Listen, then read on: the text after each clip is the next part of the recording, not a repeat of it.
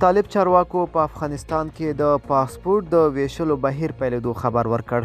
سلام ستړي مشئ، وخت مو بخیر. پوره جزئیات په پښتو پلس کې راسره وګورئ. د طالبانو حکومت د کورنیو چارو وزارت د پاسپورت عمومي ریاست نن چهارشنبې مارچ لومړی ویلي چې آنلاین فورم لرونکي افغانانو ته د پاسپورت ویشلو بهیر نن پرانیستل شو.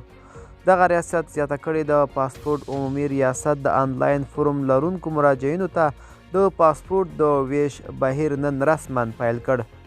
طالبانو حکومت شاوخوا 5 میاشتې د مخه په افغانستان کې د ناڅرګندو دلایلو له مخې د پاسپورتونو د ویش بهیر وځنډاوه. د طالبانو حکومت د پاسپورتونو د ځنډ علت تخنیکي ستونزې یادې کړې وې او ویلي و چې دغه ستونزه به ژر حل شي. دغه ریاست د فبروري میاشتې پر 23مه ویلي و چې یادې تخنیکي ستونزې هوارې شوي او په خبره یې د پاسپورتونو ویشلو بهیر به د مارچ پر 10مه پیل شي. د پاسپورت عمومي ریاست له مراجعینو څخه غوښتنې و چې د پاسپورت اخیستلو لپاره آنلاین فورمې ډکې کړي، خو یو شمېر افغانان بیا شکایت کوي چې د دغه ریاست لخوا اعلان شوي آنلاین زیات وخت کار نه کوي.